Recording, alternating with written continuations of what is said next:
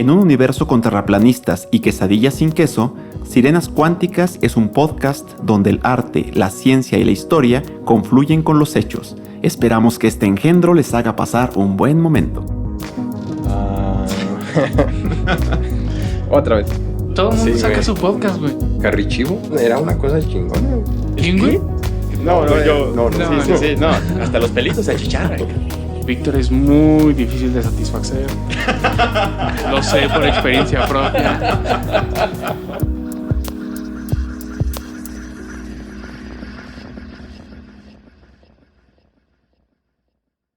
¿Qué tal, gente? Bienvenidos otra vez, como cada semana, a Sirenas Cuánticas. El día de hoy voy a tratar un tema de la historia de México que espero que les guste porque es muy relevante. Creo yo es un punto de inflexión en la historia. ¿De inflexión? De inflexión, sí. Me pone más nervioso. Y eso que ando vestido. Ahora sí no. Pero antes quiero presentarles no a Daniel, porque ya todo el mundo lo conoce. Sabe que es el pesado de Sirenas Cuánticas. 90 kilotes. De puro poder. De puro power y amor. Quiero presentarles a mi invitada, a Jessie. Jessie, ¿cómo estás? Bien, gracias Lalo, gracias por invitarme. Bueno, yo soy Jessica Mendoza, me siento muy feliz, emocionada de ser tu invitada especial y pues cuéntanos acerca de la historia.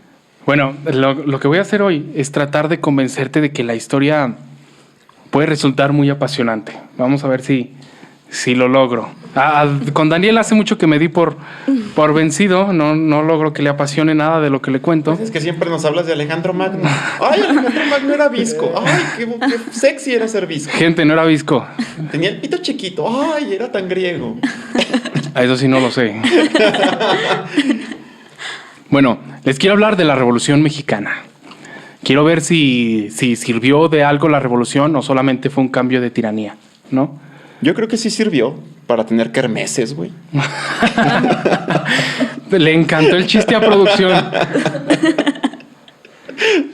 Bueno, a ver, vamos empezando por el principio, ¿no? Que la Revolución Mexicana inició como un movimiento político. En 1910, Francisco I. Madero se rebela contra don Porfirio Díaz, que ya llevaba en el poder más de 30 años. ¿Y quién es este don Porfirio Díaz? Pues es uno de los villanos de la historia, ¿no? Recuerdan, en capítulos pasados les he dicho, los mexicanos tendemos a ver a los personajes históricos como héroes o villanos, cuando en realidad solamente fueron hombres de carne y hueso que tuvieron sus defectos, tuvieron sus virtudes y cometieron errores y aciertos como todo el mundo. Porfirio Díaz es uno de los grandes villanos de la historia. ¿Por qué? Porque la revolución que triunfó, que es la que nos dio el PRI y nos dio la CEP, fue la que lo derrocó en primer lugar, ¿no? O por lo menos se decían herederos de esa revolución, ¿no? Esa es la herencia de la revolución, una dictadura de 70 años y un sistema educativo muy deficiente, que no enseña a los niños a apasionarse por la historia. Nosotros somos seres que disfrutan las historias. No conozco a alguien que no disfrute una buena historia. Desde un chisme, desde una narración mitológica, un cuento. Nosotros somos seres que disfrutamos la historia y no obstante, la educación en México ha logrado hacer que cada vez que le preguntas a la gente por la historia, la gente diga, no, pues es que no me gustaba mucho en la escuela, ¿no? Vamos a ver si logro hacer que se apasionen por este periodo de la historia. Bueno, don Porfirio Díaz, además de ser un dictador, el dictador más famoso en la historia de México, pero no el único, don Porfirio Díaz, participó en la batalla del 5 de mayo. ¿Recuerdan la batalla del 5 de mayo? No, yo todavía no nacía. A pesar de los chistes que haces de mi edad. Con esta deuda que teníamos en el extranjero, es pues básicamente lo que recuerdo más. Ajá, sí. Y bueno, desconvénceme de que había héroes y villanos. La cosa es que México nació de manera violenta y vivió sus primeras décadas de manera muy violenta, ¿no? O sea, apenas teníamos un año como imperio mexicano cuando hay el plan de Casamata derriba a Iturbide. Y luego las guerras la guerra de los pasteles contra Francia, luego las guerras de Reforma, la guerra contra Estados Unidos que nos quitó más de la mitad del territorio. Y todo ese siglo son solamente guerras, ¿no? Y son solamente tiranías. Pasamos de Santana, que fue elegido presidente de México 11 veces, a Benito Juárez, que solo la muerte pudo arrancarle la silla presidencial, ¿no? Ni siquiera don Porfirio Díaz pudo quitarle la presidencia a Benito Juárez, como lo veremos más adelante. ¿Cuánto tiempo duró como presidente? 17 años. O sea, ¿eso también fue una dictadura? Eso es una dictadura y no lo recordamos como tal, ¿no? A pesar de que la constitución que él defendía, que era la de 1857, él le pasó por encima a la constitución para poder permanecer en el poder tanto tiempo, ¿no? Y no lo recordamos como un tirano. Me viene a la mente aquella frase, los que viven lo suficiente lo hacen hasta para convertirse en villanos, ¿no? Y don Porfirio va a ser un hombre que va a vivir hasta sus 80 años, ¿no? Era un hombre muy fuerte, un militar que hacía ejercicio todos los días, ¿no? Muy, muy guapo el tipo, muy guapo. Esa es la parte importante. Eso es lo importante, por eso es apasionante la historia. Les digo, él es un héroe de la batalla del 5 de mayo. En la batalla del 5 de mayo le ganamos al ejército más poderoso del mundo. A Francia, al ejército francés, que había heredado las tácticas de Napoleón Bonaparte, que venía a conquistar México heredando la estrategia y la administración de Napoleón Bonaparte. Y aún así, hay que aclarar que los franceses estaban tan confiados en su superioridad que atacaron una posición imposible de tomar si no es con cierta estrategia, ¿no? Usaron la fuerza bruta y no les funcionó. Los mexicanos somos expertos en fuerza bruta. El general Zaragoza le encargó a Porfirio Díaz atacar al ejército francés desde un flanco, ¿no? Y después le mandó un mensaje, ya cuando vio que el ejército francés se retiraba, le mandó un mensaje diciéndole, oiga, pues ya estuvo, general Porfirio. En ese tiempo todavía no era don Porfirio. Que por cierto, hay pocos personajes en la historia que tienen este título, ¿no? Este título informal, ¿no? ¿De don? Don Benito Juárez, don Porfirio Díaz. ¿Don Eduardo? Don Eduardo, por supuesto, en física. ¿A qué se debe? ¿A qué se debe? Son personajes que la historia respeta mucho, ¿no? Para bien o para mal. Don Porfirio Díaz... Espérate, ¿la historia o sus contemporáneos? Porque le decían así en su momento o se le adjudicó el don después. No, en su momento es... En su momento a don Porfirio sí le decían... ¿Sí le decían don Porfirio? Díaz. Pero me imagino que con Benito Juárez, que tenía esta pinta de liberal, pues era señor presidente, ¿no? Zaragoza le dice, pues vaya a perseguirlos. Y después manda decirle, ya es suficiente, don Porfirio, ya necesitamos no seguir tanto al enemigo, necesitamos volver a plantar la posición, a volver a proteger la posición. Y Porfirio no hizo caso. Y fue y anduvo masacrando a los pobres franceses. ¡Sacre bleu, Francés. No quiero saber qué gritaban los mexicanos. La cosa es que esa batalla la ganamos. El pobre de Zaragoza no disfruta mucho de la victoria porque tiempo después muere. Zaragoza no disfruta. Zaragoza no lo gozó. Y un año después el ejército francés regresa y ahora sí ya no atacan una posición así. Consiguen derrotar a los mexicanos. Esta vez el asedio se dio en Puebla y Puebla fue defendida por un zacatecano, don Jesús González Ortega, al que se le conoce por el caballito, ¿no? Se conoce más a su caballito que a don Jesús González Ortega. Bueno, la cosa es que un año después los franceses llegan, ganan y nos van a imponer un emperador, ¿no? Bueno, imponer entre comillas, porque realmente la mayoría del pueblo mexicano estaba en ese tiempo a favor de los de los conservadores. Los conservadores eran los que defendían la religión y Benito Juárez era el que pues la estaba atacando con las leyes de reforma, ¿no? Tiempo después... Es curioso, ¿no? Entonces, esta batalla del 5 de mayo, de hecho, es tan famosa, de hecho, más en Estados Unidos que en México. Allá la toman como si fuera la independencia. Como si fuera el día de independencia, sí. La mexicanidad en Estados Unidos es el 5 de mayo. Sí. Y además nos está diciendo que en realidad fue una victoria, porque al final perdimos. La guerra la perdimos. Bueno, la perdimos en ese periodo. Sí, en ese periodo, pero perdemos la guerra, pero celebramos que ganamos una batalla. Sí. Curioso, ¿no? Sí, es curioso. No hay una batalla similar, ¿no? Contra algún ejército. Recordamos, por ejemplo, la batalla de Chapultepec, donde mueren los niños héroes, ¿no? Pero esa es una derrota. Ahí los Estados Unidos vencieron a México. Entonces, un año después llegan los franceses, imponen a Maximiliano. Benito Juárez tiene que salir en su carruaje por todo el país a sostener la presidencia donde pudiera, donde no hubiera franceses. Y Díaz se va a Oaxaca a defender el liberalismo. Díaz era un liberal, ¿no? En este momento es del bando de Juárez. Eventualmente, Napoleón III, que había mandado su ejército a México para imponer a Maximiliano, se retira. En parte porque en Europa se avecina la guerra franco-prusiana, donde van a derrotar y a deponer a Napoleón III, y en parte porque Estados Unidos, que únicamente dejó que tropas europeas llegaran a América porque estaba en su guerra civil, ¿no? Terminada su guerra civil, resuelto su conflicto, Estados Unidos le obliga a Napoleón a sacar sus tropas, ¿no? Y las cartas que le mandan son muy amenazadoras. O sea, senadores de Estados Unidos amenazando al emperador francés.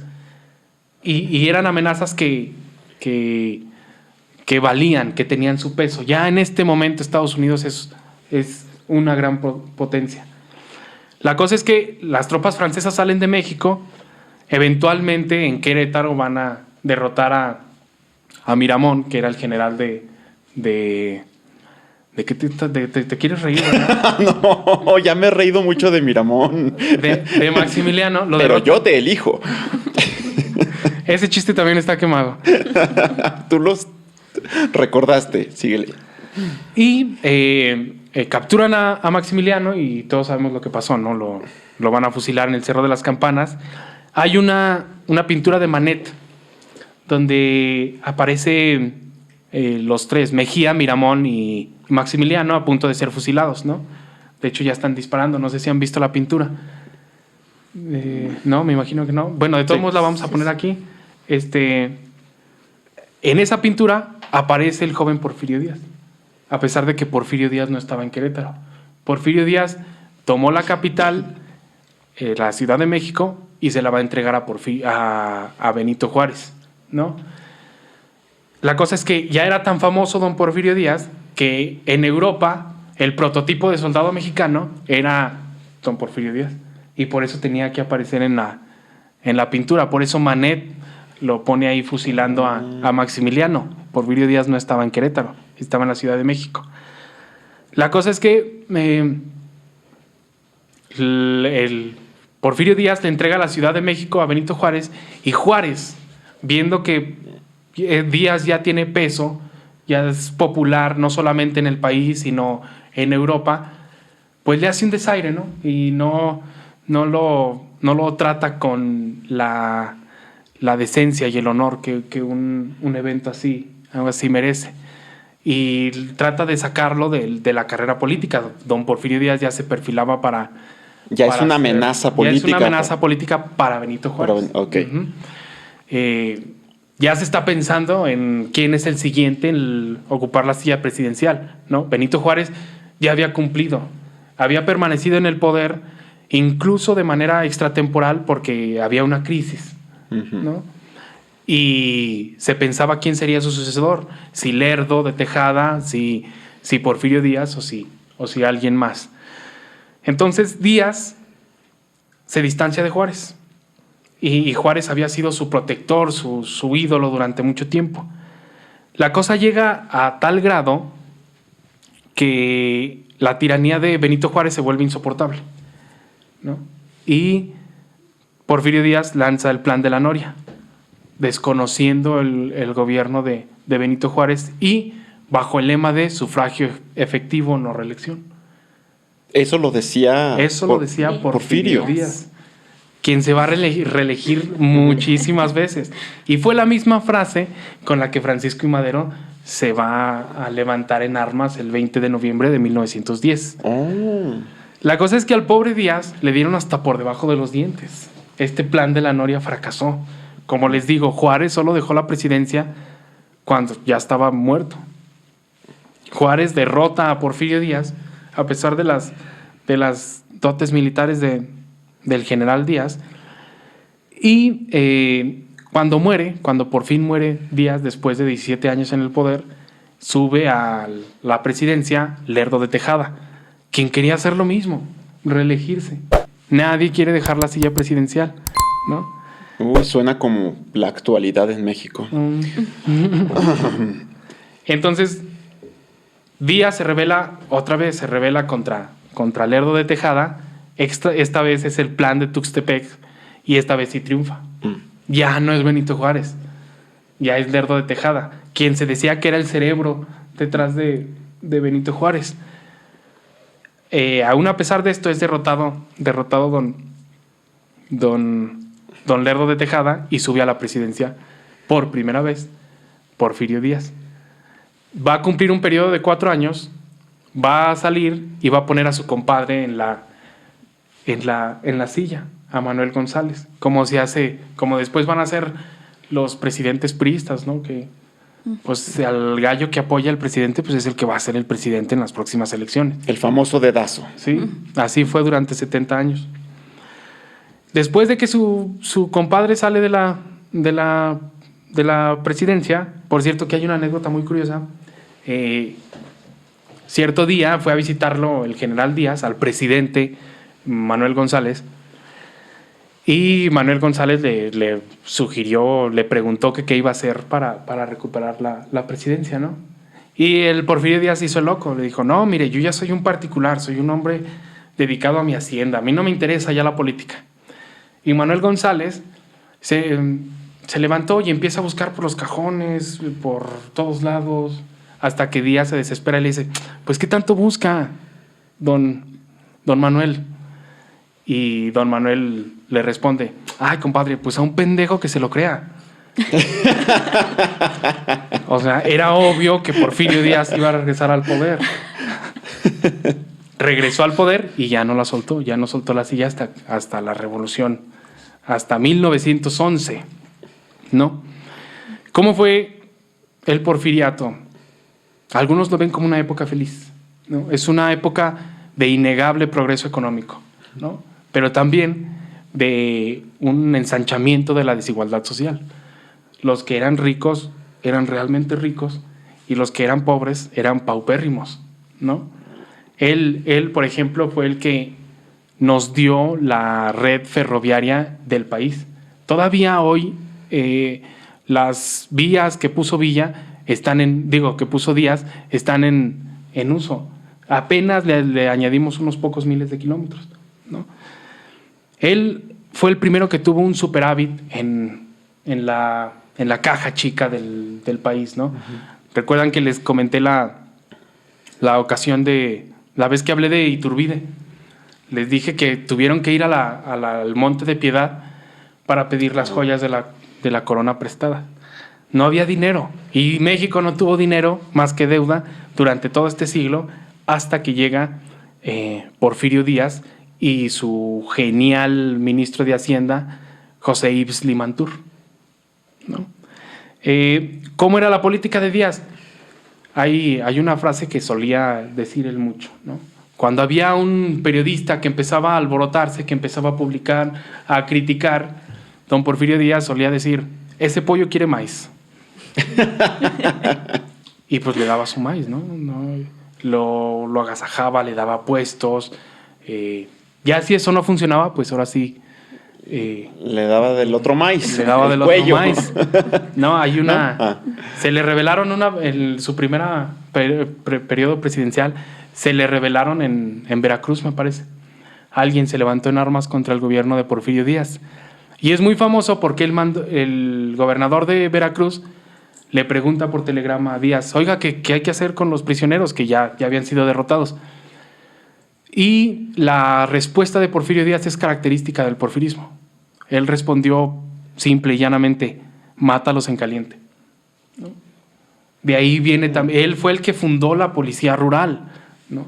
Los rurales estaban compuestos de gente que antes había estado asaltando los caminos. O te unes a la policía rural y cuidas los caminos, o cuello. Y es famosa la filosofía de estos policías, ¿no? Que decían, pues primero disparo y luego pregunto. Y lo heredamos. Todavía... Eso es lo que toma después Villa. O sea, lo toma de ellos esta cuestión de primero mátalo y después averiguamos. Sí. Sí, o sea, Villa era un bandido. Ahorita vamos a ver que él era un bandido que se topó con la revolución y lo reivindicó, ¿no? Don Porfirio Díaz se casó con su propia sobrina, una niña que se llamaba Delfina y que al parecer estaba terriblemente enamorada del viejo Don Porfirio. Después se enviuda y se vuelve, ya a los 50 años, enviuda Don Porfirio y se casa con 50 Carmelita. años ella, ¿verdad? Digo, él. Él, 50 años él. Ella era mucho más joven, supongo. Sí, unos 30 años. Él enviuda a los 50 años y pues decide que no puede estar solo, que el presidente es muy guapo como para estar solo. Entonces se consigue otra primera dama de 17 años, teniendo él 50 años. Era un hombre muy, muy fogoso. De hecho, también tenía sus amantes, ¿no? Además. Y solía cortejarlas de una manera muy, muy, muy curiosa. Una de ellas fue... Chiquitita, mira lo que te pierdes. Una de ellas fue doña Juana Mata, una oaxaqueña, ¿no? Se cuenta que era tanto su amor por ella que hizo que el tren pasara por su casa, enfrente de su casa. ¿Ah, sí? Sí. Ya hay gente que cree que Díaz escapaba de vez en cuando y sin que se parara el tren, solo aminorara la velocidad, saltaba el presidente y se metía a la casa de doña Juana Mata. ¿No? O sea, él inauguró la bestia de eso de saltar y agarrarte. Sí, no, es que eso lo inventamos nosotros. Y se sigue haciendo, ¿no? Porque así es como se hizo ¿cómo se llama? La carretera esta que va de la Ciudad de México a Acapulco. Fue por un capricho de creo que fue un gobernador, ¿no? Para dárselo a la esposa o algo así. Y también hay un caso en el de Aguascalientes, que la carretera que se hace una de las carreteras, porque actualmente hay 3 comunicaciones de Zacatecas a Aguascalientes, pero una de ellas la manda a poner porque se lo pide a la que estaba cortejando a cambio de un beso. Y que dicen, es la carretera de un beso. La carretera. Yo creo que fue más de un beso, o quién sabe dónde fue el beso. No, pues es que hay que tener decoro, ¿no? Sí. Estamos en la época del porfiriato.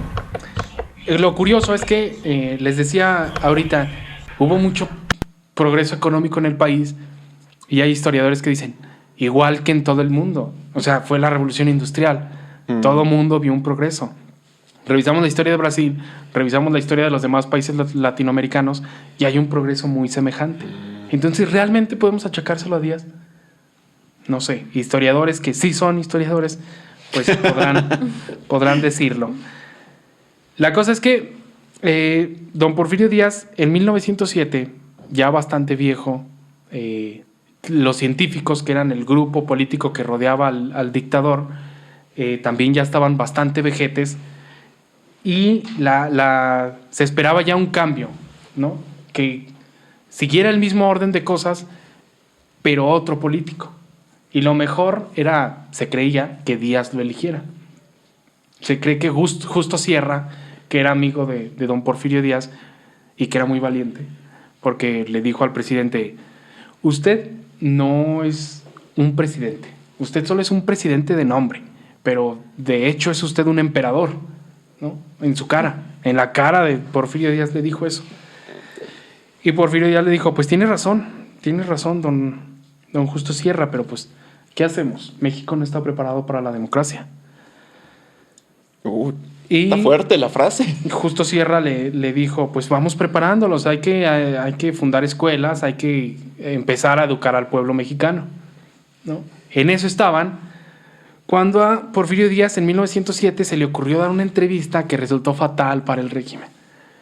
Él dijo que México ya estaba preparado para la democracia. Se lo dijo a un periodista gringo, ¿no? Y pues todo México se alebrestó. Ya el dictador estaba diciendo que no se iba a presentar en las próximas elecciones. Entonces se empezaron a organizar clubes, se empezó a pensar en la sucesión. La cosa es que don Porfirio Díaz tenía muy malas relaciones con los Estados Unidos. Estados Unidos no veía con buenos ojos a don Porfirio Díaz. Sobre todo porque Porfirio Díaz quería crear una especie de imperio mexicano uniendo bajo la bandera mexicana a los demás países latinoamericanos, cosa que a Estados Unidos no le gustó. Porfirio Díaz se acercó a Europa en vez de a Estados Unidos, ¿no? Él despreciaba a los Estados Unidos y él creía que era nuestro enemigo. Se le atribuye una frase, se dice que Porfirio Díaz decía, pobre de México, tan cerca de Estados Unidos y tan lejos de Dios. ¿Fue él el que dijo eso? Se le atribuye. Oh, esa frase es famosísima. Sí. Se organizan estos clubes antirreeleccionistas, uno de los cuales lo organiza Francisco I. Madero. Incluso escribió un libro, La sucesión presidencial, y el lema de su partido era sufragio efectivo, no reelección. Se cree que el don Francisco I. Madero fue a entrevistarse con don Porfirio Díaz, ¿no? Resulta curioso imaginárselo. Francisco I. Madero era muy chaparrito y don Porfirio era muy alto. Y todavía en su vejez era un hombre corpulento. Tú estás enamorado de ese cabrón. De don Porfirio Díaz. Estaba bien altote y estaba bien guapo y corpulento. Y la tenía grandota. Le regaló su libro de la sucesión presidencial. Incluso le propuso que, aunque Porfirio Díaz no dejara el poder, sí preparara la vicepresidencia para que el vicepresidente lo heredara. Don Francisco I. Madero no quería cambiar el orden de cosas. Cuando llega a la presidencia en 1911, no cambia nada. Sigue siendo el mismo régimen porfirista. Y ese régimen porfirista, que ve la comparación entre don Porfirio y don Francisco I. Madero va a ser el que lo va a asesinar finalmente. Bueno, la revolución empieza el 20 de noviembre de 1910. Casi nadie se levantó en armas, pero así empezó. Se cree que por aquella época don Porfirio Díaz sufría un terrible dolor de muelas y aparte pues ya estaba bastante viejo y no dio mucha batalla. Toman Ciudad Juárez y don Porfirio Díaz dice, pues ya, yo ya me voy, ahí nos vemos. Y se fue en un barco hacia Francia y dijo aquello de Francisco I. Madero ha liberado un tigre, pues a ver quién puede amarrarlo. Y resultó ser cierto, porque la guerra no se terminó hasta mucho tiempo después. Acaba el periodo revolucionario en 1920. A ver, espérame. ¿Cuándo se va él que agarra el barco y se va? En 1911. ¿Ahí luego? Luego. ¿Y luego por qué duró tanto el conflicto? Esa es una gran pregunta. Acaba don Porfirio Díaz se rinde, abdica y se va a Francia. Y Francisco I. Madero convoca elecciones, es elegido presidente. Emiliano Zapata, que se había levantado en armas en Morelos, desconoce también a Francisco I. Madero como había desconocido a don Porfirio Díaz, y pues la cosa ya no se calmó. O sea, don Porfirio Díaz tuvo razón. El tigre se soltó y ya no había quien pudiera amarrarlo de nuevo, y menos don Francisco I. Madero. O sea, que tenía razón, en México no estaba preparado para la democracia. Yo me pregunto si ya estamos preparados, si ya está ¿verdad? preparado. Miguel dice que no. O sea, Miguel no. Vota que no. Entonces, llega a la presidencia Francisco I. Madero, trata de negociar con Zapata. Zapata no negocia, Zapata quiere que se le cumpla lo que él está pidiendo y lanza el plan de Ayala, ¿no? Acusa de traidor a don Francisco I. Madero y sigue en abierta rebelión en Morelos. La cosa se va al diablo en 1913, en febrero de 1913, cuando el antiguo aparato porfirista apresa al presidente y al vicepresidente y los asesinan cobardemente. Sube al poder uno de los villanos de la historia, que a lo mejor este sí debería ser villano porque me cae muy gordo, que es Victoriano Huerta, ¿no? Victoriano Huerta va a ser el que en la decena trágica va a acabar con la vida de Francisco I. Madero y del vicepresidente Pino Suárez. La elección de Francisco I. Madero fue quizá la única democrática que ha tenido el país, por lo menos hasta hace un tiempo, ¿no? No voy a decir cuánto, pero hasta hace un tiempo. Resulta que después de que Victoriano Huerta llega al poder, tan solo un mes después, en marzo de 1913, en Coahuila se levanta en armas con el Plan de Guadalupe don Venustiano Carranza, ¿no? Y hay gente que sospecha de esto, porque se organizó en un mes para levantarse en armas. Hay quien acusa a don Venustiano Carranza de haberse estado preparando para rebelarse contra Francisco I. Madero, ¿no? Ah, ok. O sea, se iba a solamente rebelar porque se lo matan primero, se Sí. rebela contra el otro. Sí. Oye, Sí, sí. tiene lógica. Recordar que Venustiano Carranza era porfirista, era un senador porfirista. Le pidió a don Porfirio Díaz la gobernatura de Coahuila, pero le dijeron a don Porfirio, no, este don Carranza es muy acomodaticio, no es tan confiable. Don Porfirio Díaz le niega la gobernatura y pues resentido Venustiano Carranza se va a unir a Francisco I. Madero en el pronunciamiento contra Díaz. Bueno, O sea, que era cierto que era convenenciero. O sea, se está Sí. uniendo a Madero solamente porque no le convinieron, no le dieron su gobernatura. sí, y tal es así que incluso se sospecha que se iba a levantar contra Madero. La cosa es que todo mundo se une al Plan de Guadalupe. Se une Zapata, se une Francisco Villa, se une Pablo González, se unen los grandes caudillos, Álvaro Obregón, que va a ser de los que finalmente va a ganar todo este rollo. La guerra continúa, esta vez contra Victoriano Huerta, lo derrotan en Zacatecas, o sea, aquí tras Lomita, en 1914, y en 1915 renuncia Victoriano Huerta y se va. ¿Y qué pasa después? Pues que hay 3 grandes caudillos, Zapata, Villa y Carranza, y ninguno de los 3 se pone de acuerdo, ¿no? Hay una convención en Aguascalientes para elegir un presidente. Se elige un presidente que era de Concepción del Oro, don Eulalio Gutiérrez, y Carranza dice, no, pero es que yo quiero ser el presidente, pues si yo soy el primer jefe, yo tengo el derecho a la presidencia. Desconoce la convención de Aguascalientes y hace lo que Benito Juárez. Va y se encierra en Veracruz a resistir. Zapata y Villa se encuentran en México en diciembre de 1915 y acuerdan una alianza. Pero ellos no fueron a combatir a don Venustiano Carranza en Veracruz, ¿no? Sino que dijeron, mire, yo me voy a estar en Morelos. Zapata dijo, yo me voy a estar aquí en Morelos, es mi tierra. Y don Villa, Pancho Villa, se fue al norte, a pesar de que Felipe Ángeles le aconsejaba ir a atacar Veracruz. ¿Cómo sería la historia si hubiera atacado Veracruz como aconsejaba Felipe Ángeles? Pues es algo que no podemos saber. Que Felipe Ángeles era un gran estratega, ¿no? Un gran estratega. Él fue el que orquestó la batalla de Zacatecas. La batalla de Zacatecas es estrategia de Felipe Ángeles. Sí, o sea, que realmente el atacar en Veracruz no era dicho nomás al azar. O sea, No. tenía una razón de ser. Sí, en la Guerra de Reforma, cuando están los conservadores contra los liberales, Miguel Miramón asedia Veracruz, donde está encerrado Benito Juárez. Y si no es porque los gringos se metieron y defendieron a don Benito Juárez, pues ahorita el del billete de 20 pesos sería Miguel Miramón. y seríamos mucho más católicos. De 500, perdón, porque ya lo subieron. Sí, de 500.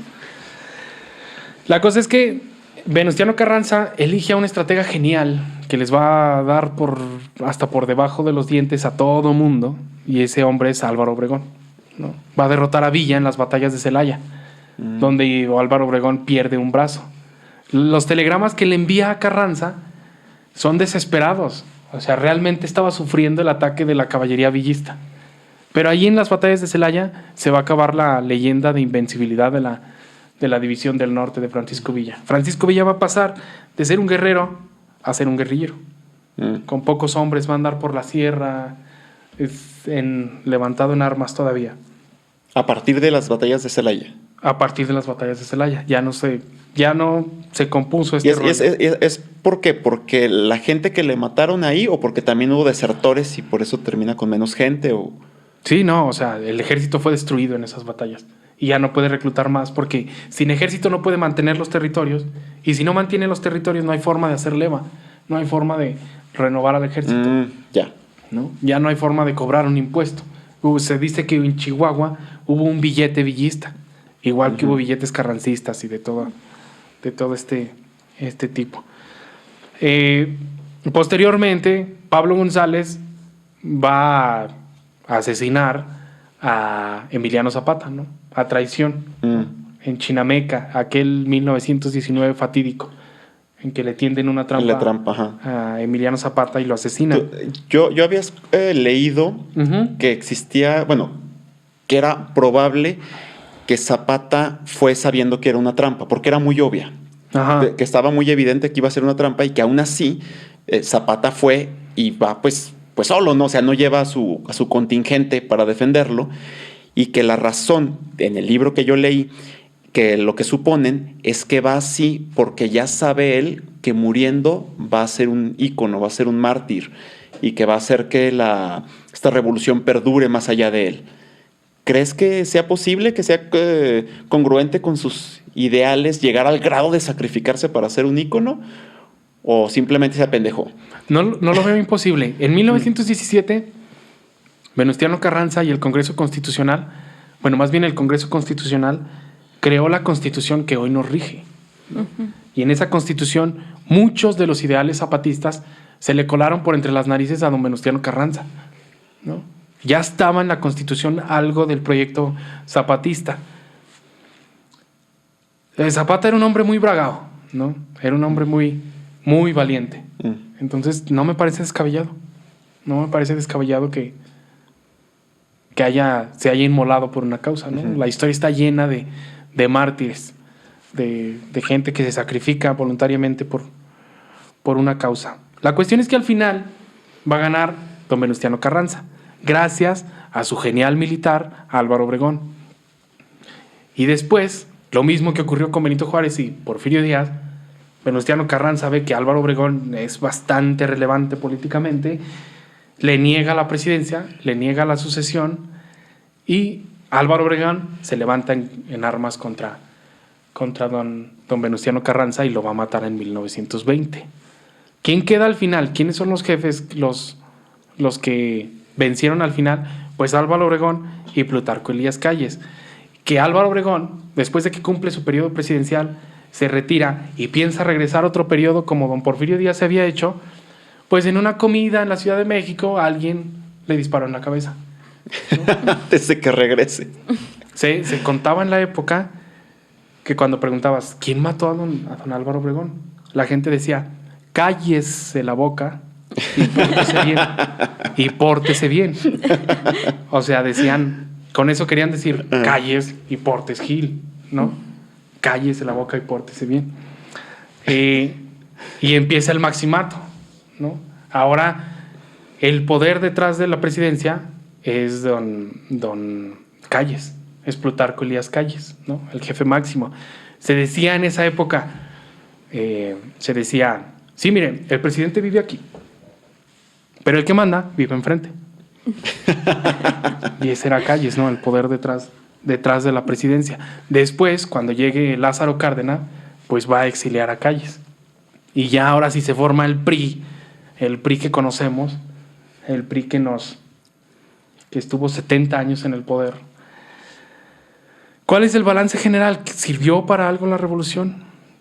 Cambiamos de una dictadura de un solo hombre, don Porfirio Díaz, que sí tenía a sus asociados, los científicos, a una dictadura de un partido que logró unir, incluir en sus filas, gracias a los sindicatos, a los campesinos, a los obreros.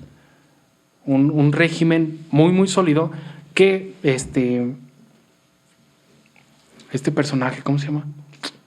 Este intelectual, Mario Vargas Llosa, describe como la dictadura perfecta, ¿no? Se creía que en México había democracia y la realidad es que teníamos una dictadura que era perfecta. Paulatinamente, el PRI fue víctima de su propio éxito y su sistema clientelar se vino abajo y pues perdió las elecciones con Vicente Fox, ¿no? Uh-huh. Pero además... Que ya las había perdido desde antes, ¿no? Sí, nomás que se caían los sistemas. Se cayó el sistema. Se caían los sistemas, o el personaje que el político que no le gustaba a alguien, pues era quitado del camino. No voy a decir nombres porque... Porque todos lo sabemos. Sí. Entonces, nos dieron también a la SEP, ¿no? Uh-huh. O sea, la forma en que nos enseñan historia viene de ahí. Recuerdo a alguien de Bully Magnes, es un canal de YouTube que se encarga de la divulgación de la historia, que dice, ¿cómo logra la SEP que los dioses aztecas, la mitología azteca, nos parezca aburrida? Es que se requieren talento, parece que lo hacen a propósito, ¿no? La forma en que se enseña la historia, creo yo, que es la gran culpable de que no nos interesen estos temas. Uh-huh. De que no nos parezcan apasionantes, ¿no? Es intencional. Creo que podría ser intencional, ¿no?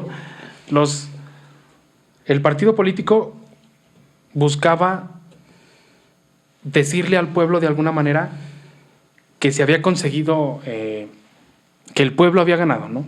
Que se había vencido a un dictador, ¿no? No se le reconoce ningún mérito a don Porfirio Díaz, más que el haber sido derrotado por la revolución. Y a partir de ahí se formaron todos los demás mitos, ¿no? Por ejemplo, Benito Juárez, que era liberal, se convirtió en un héroe, mientras que Miramón, que es el hombre más honrado que yo he visto en la historia de México, es un villano. Nadie conoce a Miguel Miramón y es un hombre de gran mérito. Estaba en el bando equivocado, sí. La historia llevaba la corriente contraria, pero creo que dice mucho del mexicano que no reconozcamos los méritos de alguien solamente porque tiene un pensamiento distinto al nuestro. Y creo que esta forma de mirar la historia de manera corta, de manera parcial, no la heredan estos personajes que ganaron la revolución. Me pregunto yo si la revolución sirvió para algo realmente, si no fue más que un retroceso en el progreso mexicano, ¿no? También hay que decirlo que don Porfirio Díaz tuvo la oportunidad de renunciar y dejar el país en calma, pero no lo hizo, se aferró al poder. Hay quienes dicen que muy abnegadamente él dijo, bueno, dejo la presidencia, ya no quiero que se derrame sangre, me voy en 1911, apenas inició la revolución, pero yo ya me voy. Pero lo cierto es que don Porfirio Díaz estaba sufriendo mucho su vejez, estaba sufriendo mucho su dolor de muelas, ya no podía más, ¿no? Ya después les hablaré de cómo se relacionan la Revolución Mexicana y la Primera Guerra Mundial, porque hubo potencias extranjeras de alguna forma metidas aquí. En 1913, quien orquesta toda la conspiración para acabar con don Francisco I. Madero va a ser el embajador de Estados Unidos en México. Y quien va a apoyar a Francisco I. Madero para rebelarse contra el dictador Porfirio Díaz es Estados Unidos. A Estados Unidos no le conviene un gobierno fuerte como el de Porfirio, que esté creando un imperio en América Latina. No le conviene. Pues desde aquello de Doctrina Monroe, ¿no? América para los americanos. ¿No? No sé qué más agregar. ¿Ustedes creen que la revolución sirvió para algo? Es una pregunta con trampa. Hasta cierto punto, como lo planteas, bueno, yo fui víctima de eso que mencionas de la SEP, que la historia mexicana parezca aburrida, o bien la mitología mexicana o nuestros pueblos originarios. Pero a final de cuentas casi siempre se termina repitiendo, ¿no? Esto de que hay una frase que seguramente hemos escuchado todos de que generaciones fuertes luego van creando generaciones más débiles y a su vez otras generaciones débiles crean otras generaciones fuertes, por esto mismo de hacer que el tiempo se vuelva complicado. Y qué interesante postura que estás manejando. La verdad, yo hasta cierto punto desinteresada de la historia me vengo enterando de cosas. El primer texto que leí fue algo así como Porfirio un villano y Benito Juárez un héroe, que bueno, el hecho de que separara en mi familia, el hecho de que separara la iglesia del Estado, eso fue hacerlo como pues un ángel. Sí, es un héroe para las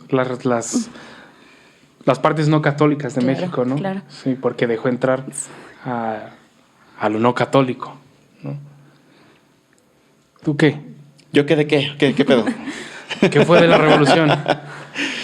Yo sinceramente soy de los que creen que no hemos culminado ni la independencia ni la revolución. Ajá.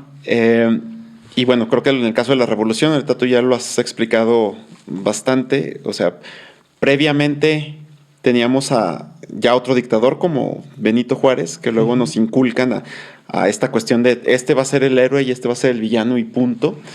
Y no nos dicen todo lo que hay detrás. Y no se me había ocurrido, la verdad, de que lo estuvieran haciendo aburrida a propósito. Pero ya cuando lo mencionaste, me parece que hay un punto clave, que es la cuestión de la frase que dice que el que no conoce su historia está condenado a repetirla. Y a los altos mandos del poder les conviene que nosotros sigamos repitiendo una y otra vez nuestra historia, que es una historia del pueblo jodido y los de arriba se siguen peleando el poder una y otra vez. Entonces creo que por ese lado conviene un pueblo que no esté educado y que no conozca todo lo que ha pasado.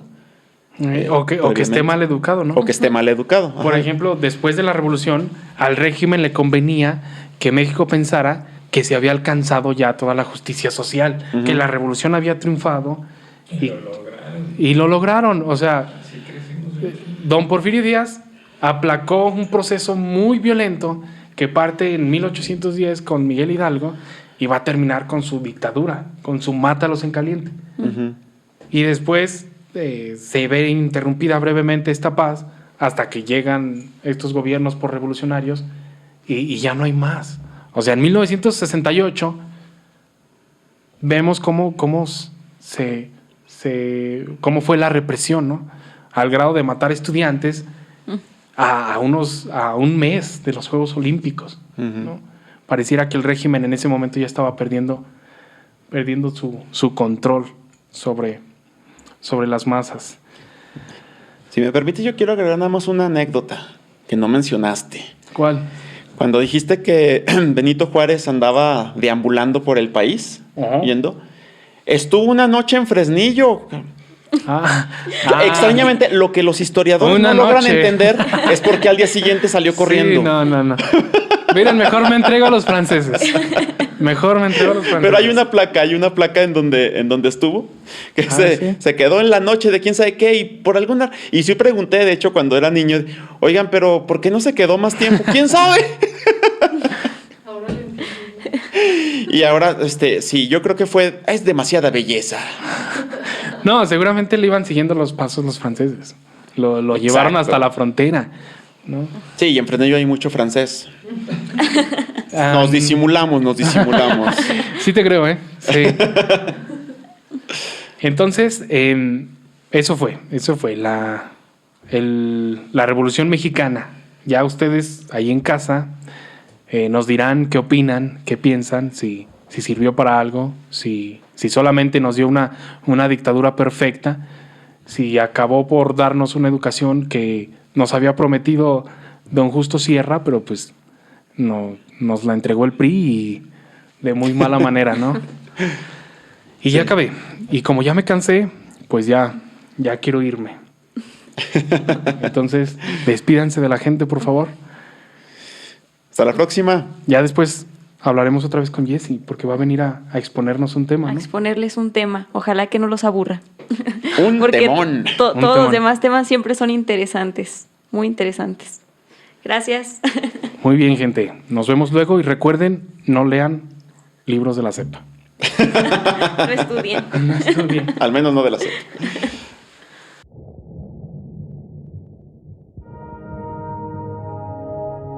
Esto fue Sirenas Cuánticas. Los esperamos todos los jueves. No olviden suscribirse, darle like, compartir y buscarnos en Facebook, YouTube y Spotify.